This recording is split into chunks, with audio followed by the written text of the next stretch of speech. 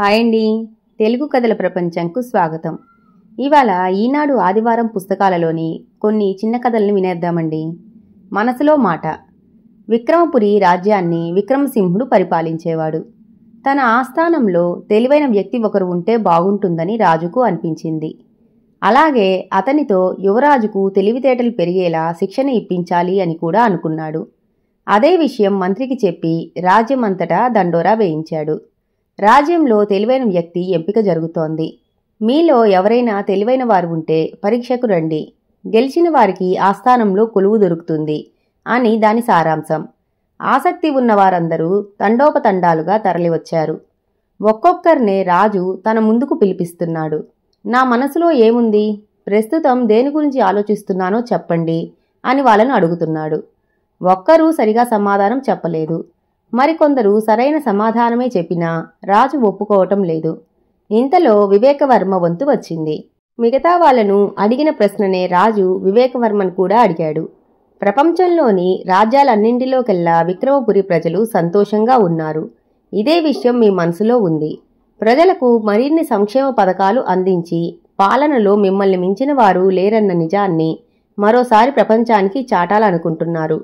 ప్రస్తుతం దీని గురించే మీరు ఆలోచిస్తున్నారు అని వివేకవర్మ సమాధానం చెప్పాడు. విక్రమసింహుడు నిజానికి మరో ఆలోచనలో ఉన్నాడు.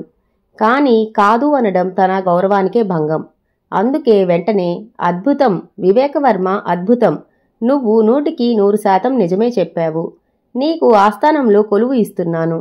అలాగే యువరాజుకు కూడా నిన్ను వ్యక్తిగత శిక్షకుడిగా నియమిస్తున్నాను అని విక్రమసింహుడు ఆజ్ఞ జారీ చేశాడు. వివేకవర్మ ఆనందంగా కొలువులో చేరాడు. చాలా సమస్యలను తన యుక్తితో పరిష్కరించి తక్కువ సమయంలోనే మంత్రి పదవిని చేపట్టాడు. ఇంతటితో కథ కంచికి మనం ఇంటికి. బీర్బల్ చమత్కారం అనే మరో కథని వినేద్దామండి. అక్బర్కు బీర్బల్ అంటే చాలా ఇష్టం. అంతఃపురానికి కూడా స్వేచ్ఛగా వచ్చిపోయే సాన్నిహిత్యం బీర్బల్కు ఉండేది. వేసవిలో ఓ రోజు బీర్బల్ అంతఃపురానికి వెళ్లేసరికి అక్బర్ మామిడి పళ్ళు తింటున్నాడు. బీర్బల్ను ప్రేమతో ఆహ్వానిస్తూ, రావయ్యా బీర్బల్, మంచి సమయానికి వచ్చావు. మామిడి పళ్ళు భలే రుచిగా ఉన్నాయి. ఇదిగో ఇలా కూర్చో, తిందుగాని అన్నాడు. అసలే బీర్బల్కు మామిడి పళ్ళంటే చాలా ఇష్టం. పైగా రుచిగా ఉన్నాయని అక్బరే చెబుతున్నాడు. దీంతో బీర్బల్ నోట్లో నీళ్లూరాయి. ఇద్దరూ పక్కపక్కనే కూర్చొని పళ్ళను తింటున్నారు. అక్బర్ పళ్ల రసాన్ని పీల్చి మామిడి టెంకల్ను బీర్బల్ ముందున్న టెంకల్లో వేయసాగాడు. కాసేపటికి, ఏమయ్యా బీర్బల్, నువ్వు మరీ అంత ఆకలితో ఉన్నావా? చాలా ఎక్కువ పళ్ళు తిన్నట్లున్నావు అని బీర్బల్ ముందున్న టెంకలను చూపించి చమత్కరించాడు. ప్రభు, నేను ఆకలితో ఉన్నమాట వాస్తవం. అదీకాక పళ్ళు చాలా రుచిగా కూడా ఉన్నాయి. మన్నించండి, నేను కాస్త ఎక్కువగానే తిన్నాను అన్నాడు బీర్బల్. ఏం పర్వాలేదు బీర్బల్, ఇంకొన్ని పండ్లు తిను అన్నాడు అక్బర్. చాలు ప్రభు, చాలు, నా కడుపు నిండిపోయింది. ఇక ఒక్క పండును కూడా తినలేను. కానీ మీరే నాకన్నా ఎక్కువ ఆకలితో ఉన్నారు. నేను కనీసం మామిడి టెంకలను అయినా వదిలేశాను. మీరు మాత్రం వాటిని కూడా తినేశారు. మీరే ఇంకొన్ని మామిడి పళ్ళు తినండి జహాపన అని బీర్బల్ చమత్కరించాడు. బీర్బల్ సమయస్ఫూర్తికి ముచ్చటపడిన అక్బర్ బుట్టల నిండా మామిడి పళ్లను ఇంటికి పంపించాడు. ఇంతటితో కథ కంచికి మనం ఇంటికి. వల్లభుడి తపస్సు అనే మరో కథను వినేద్దామండి. పూర్వం విజయపురి రాజ్యంలో వల్లభుడు అనే వ్యక్తి ఉండేవాడు. అతడికి ఎలా అయినా సరే సంజీవని జలం సాధించాలనే కోరిక ఉండేది. అడవికి వెళ్లి 14 సంవత్సరాలు ఘోర తపస్సు చేశాడు. చివరికి దేవుడు ప్రత్యక్షమై, వల్లభ, నీ తపస్సుకు మెచ్చాను. ఏం వరం కావాలో కోరుకో అన్నాడు. దానికి వల్లభుడు, భగవంతుడా, నాకు సంజీవని జలం కావాలి అని వేడుకున్నాడు. వల్లభ, అది సృష్టికి విరుద్ధం. దీనివల్ల సమస్యలొస్తాయి అని భగవంతుడు నచ్చజెప్పే ప్రయత్నం చేశాడు. కాని వల్లభుడు వినలేదు. తనకు సంజీవని కావాల్సిందే అని పట్టుబట్టాడు.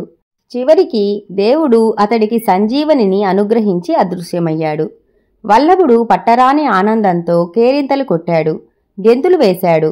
అరరే, దేవుణ్ణి చూసిన ఆనందం, తన్మయత్వంలో ఈ సంజీవని జలాన్ని ఆయన ముందే ఉపయోగించడం మర్చిపోయానే అని బాధపడ్డాడు. ఇంతలోనే వల్లభుడికి దేవుడి మీద అనుమానం వచ్చింది. అవును, ఈ దేవుడు ముందు సంజీవనిని అడిగితే అది సృష్టికి విరుద్ధం అని చెప్పాడు. పట్టుబడితే కాని ఇవ్వలేదు. ఇది నిజంగా సంజీవనేనా లేక దేవుడు నన్ను మోసం చేశాడా అని సందేహించాడు. సరే, ఇంతగా ఆలోచించి బుర్ర పాడు చేసుకోవడం ఎందుకు? ఓసారి పరీక్షించి చూస్తే సరిపోతుంది కదా, తర్వాత నేను వాడితే సరి అనుకున్నాడు. అంతలో అతనికి ఎలుగుబంటి మృత కళేబరం కనబడింది. అది బాగా కుళ్ళిపోయిన స్థితిలో ఉంది. దేవుడు తనకు ఇచ్చిన సంజీవునిని కాస్త దానిమీద చిలకరించాడు. అద్భుతం జరిగింది. కొన్ని క్షణాల్లోనే ఆ ఎలుగుబంటి లేచి కూర్చుంది. అది చనిపోయి చాలా రోజులైంది కాబట్టి అది చాలా ఆకలి మీద ఉంది. దాని కళ్ళ ముందే వల్లభుడు ఉండటంతో వెంటనే దాడి చేసింది. వల్లభుడు తప్పించుకోవాలని ప్రయత్నించినా ఫలితం లేకపోయింది. దాని చేతిలో ప్రాణాలు కోల్పోయి దానికి ఆహారంగా మారాడు. ఘోర తపస్సు చేసి సంజీవునిని సాధించినా చివరకు ఇలా ప్రాణాలు పోగొట్టుకోవలసి వచ్చింది. ఇంతటితో కథ కంచికి మనం ఇంటికి. మార్పు మంచిదే. రామాపురం నుంచి గోపాలపురానికి వెళ్లే దారిలో ఓ వాగుంది.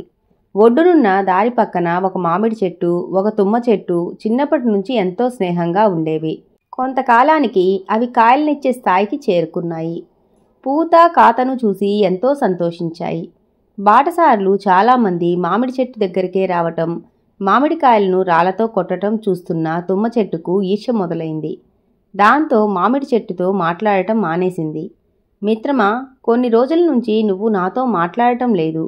నా వల్ల నీ మనసుకు ఏదైనా బాధ కలిగితే క్షమించు అంది మామిడి చెట్టు. ఈ మనుషులంతా నిన్నే ఇష్టపడుతున్నారు. అందరూ మామిడికాయలే తీసుకువెళ్తున్నారు. పైగా నన్ను పనికిరాని దానిలాగా చూస్తున్నారు వాపోయింది తుమ్మ చెట్టు. ఈ సృష్టిలో ప్రతి జీవికి ఓ సార్థకత ఉంటుంది. మరొకరితో పోలిక ఎందుకు అని మామిడి చెట్టు నచ్చజెప్పే ప్రయత్నం చేసింది. అయినా తుమ్మ చెట్టు వినిపించుకోలేదు. జనం కొట్టే రాళ్లదెబ్బల కన్నా మిత్రుడి అసూయ మామిడి చెట్టుకు ఎక్కువ బాధ కలిగించింది. ఒకరోజు ఓ గొర్రెల కాపరి ఆ చెట్టు దగ్గరకు వచ్చాడు. తుమ్మ చెట్టు కాయలను చూసి తన గొర్రెలకు మేతగా ఉపయోగపడుతుందని గొడ్డలితో కొమ్మలను నరికాడు. ఆ దెబ్బలకు విలవిలలాడిపోయింది తుమ్మ చెట్టు. రోజు బాటసారులు రాళ్లతో కొడుతుంటే మామిడి చెట్టుకు ఎంత బాధ కలిగిందో అనుకుంది. తన మాటలతో దాన్ని మరింత ఇబ్బంది పెట్టినందుకు సిగ్గుపడింది. తుమ్మ చెట్టు మరుక్షణమే మామిడి చెట్టును క్షమాపణ కోరింది. మిత్రుడిలో వచ్చిన పరివర్తనకు మామిడి చెట్టు చాలా సంతోషించింది. 10 మందికి ఉపయోగపడతామనే ఆనందం ముందు మనకు అయ్యే గాయాలను పట్టించుకోకూడదు అని సర్ది చెప్పింది. అప్పటి నుంచి రెండూ కలిసిమెలిసి హాయిగా జీవించాయి. ఇంతటితో కథ కంచికి మనం ఇంటికి. ఆకాశంలో భవంతి అనే మరో కథను వినేద్దామండి. పూర్వం అవంతికాపురాన్ని విజయేశ్వర వర్మ పాలిస్తూ ఉండేవాడు. ఒకరోజు ఆయనకు కలలో ఆకాశంలో తేలుతూ అందమైన భవనం కనిపించింది. మరుసటి రోజు సభలో తనకొచ్చిన కలను వివరించాడు రాజు. దాన్ని నిజం చేయాలని ఆదేశించాడు. సభలోని వారంతా గాలిలో తేలే భవంతి కట్టడం అసాధ్యం కదా అని రాజుకు నచ్చజెప్పేందుకు ప్రయత్నించేశారు. అదంతా నాకు అనవసరం, మీరేం చేస్తారో నాకు తెలియదు, కానీ నా కల నిజమవ్వాలి అంతే అని ఆయన తేల్చి చెప్పాడు. దాంతో మంత్రితో సహా అక్కడి వారందరూ నిర్ఘాంతపోయారు. కొన్ని రోజులకి సభకి ఒక వృద్ధుడు వచ్చాడు. నెరిసిపోయిన గడ్డం, జుట్టు, మీసాలతో అతి కష్టం మీద కర్ర సాయంతో నడుస్తున్నాడు.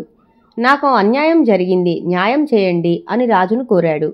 నీకేం అన్యాయం జరిగిందో నిర్భయంగా చెప్పు, తప్పకుండా నీకు న్యాయం చేస్తా అని విజయేశ్వర వర్మ హామీ ఇచ్చాడు. ప్రభు, నా 1000 బంగారు నాణేలు ఒకరు దొంగలించుకుపోయారు. అతడెవరో నాకు తెలుసు.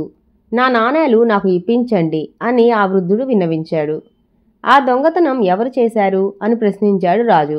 మీరే ప్రభు, నిన్న రాత్రి నా కలలో వచ్చి మీరే ఇదంతా చేశారు అన్నాడా ముసలి వ్యక్తి. రాజుకు చాలా ఆగ్రహం వచ్చింది. ఏమిటి వెటకారం, కలలో జరిగింది నిజమనుకుంటే ఎలా అని కోప్పడ్డాడు. ఆ మాట విన్న వృద్ధుడు తన గెడ్డం మీసం తీసేసి కర్రను పక్కన పడేసి నిల్చున్నాడు. తీరా చూస్తే అతడు మంత్రి చంద్రశేఖరుడు. క్షమించండి స్వామి, మీకు కలలో వచ్చిన గాల్లో తేలే భవంతిని నిజం చేయడం ఎంత కష్టమో నిరూపించడానికే ఇలా చేయాల్సి వచ్చింది అంటూ వివరణ ఇచ్చాడు మంత్రి. విజయేశ్వర వర్మకు కోపం తగ్గి నవ్వొచ్చింది. ఇంత చక్కగా తనకు అర్థమయ్యేలా చెప్పిన చంద్రశేఖరుణ్ణి అభినందించి తగిన బహుమతులు ఇచ్చి సత్కరించాడు. ఇంతటితో కథ కంచికి మనం ఇంటికి. ఆస్థానంలో స్థానం అనే మరో కథను వినేద్దామండి. ఓ రోజు నిండు సభలో అక్బర్ చక్రవర్తికి బీర్బల్ విపరీతమైన కోపం తెప్పించాడు. బీర్బల్ అంటే అక్బర్కు ఎంతో ఇష్టమైనప్పటికీ శిక్ష తప్పలేదు. బీర్బల్ను తన రాజ్యం వదిలిపెట్టి పొమ్మని చక్రవర్తి ఆదేశించాడు. బీర్బల్ కొన్ని రోజులు సభకు రాలేదు. అక్బర్కు కనిపించకుండా తప్పించుకు తిరిగాడు.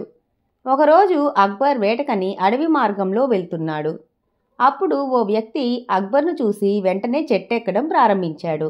తనను గమనించే ఆ వ్యక్తి చెట్టెక్కుతున్నాడని అక్బర్ గమనించాడు. అందుకే అక్కడే అక్బర్ ఆగిపోయాడు. ఎవరు నువ్వు? నన్ను చూసి ఎందుకు చెట్టు ఎక్కుతున్నావు? నువ్వు ఏమన్నా బందిపోడు దొంగవా? మర్యాదగా కిందకి దిగు, లేకుంటే బాణం సంధిస్తా అని విల్లు ఎక్కుపెట్టాడు అక్బర్. ఆ వ్యక్తి చెట్టు దిగాడు. తీరా చూస్తే అతడు బీర్బల్. నువ్వింకా ఇక్కడే ఉన్నావా? నిన్ను రాజబహిష్కరణ చేశా కదా, అంటే రాజాజ్ఞనే పాటించవా? నన్నే ధిక్కరిస్తావా అని కోపంగా ప్రశ్నించాడు. జహాపన, మీరు ఆజ్ఞాపించిన వెంటనే నేను నా ప్రయాణం ప్రారంభించాను. తూర్పు వైపు ఎంత దూరం వెళ్ళినా మీ రాజ్యమే అంటున్నారు. అటు నుంచి పడమర దిక్కుకు వెళ్ళాను. ఎన్ని రోజులు నడిచినా మీ రాజ్యం దాటలేకపోయాను. ఉత్తరం దక్షిణం కూడా ఇలాగే వెళ్ళాను. అయినా మీ రాజ్యం దాటలేకపోయాను. మీరు ఇంత పెద్ద రాజ్యానికి అధిపతి. మీరు స్వర్గాన్ని నరకాన్ని తప్ప అన్నింటినీ జయించారు. ఇక చేసేది ఏమైనా ఉందంటే అక్కడికి వెళ్ళడమే. అందుకే ఈ చెట్టెక్కి దూకి స్వర్గానికో నరకానికో వెళ్దామనుకుంటున్నా అని వినయంగా చెప్పాడు బీర్బల్. ఆ పొగడ్తకు పగలబడి నవ్విన అక్బర్ బీర్బల్ సమయస్ఫూర్తికి ముగ్ధుడయ్యాడు. మళ్ళీ బీర్బల్ను తనతో పాటు తీసుకెళ్లి ఆస్థానంలో స్థానం కల్పించాడు. ఇంతటితో కథ కంచికి మనం ఇంటికి. ఈ కథలు కనుక మీకు నచ్చినట్లయితే లైక్ చేసి, షేర్ చేసి, కామెంట్ చేసి మన ఛానల్కి సపోర్ట్ చేసేయండి ఫ్రెండ్స్. ఇక ఉంటానండి. By by.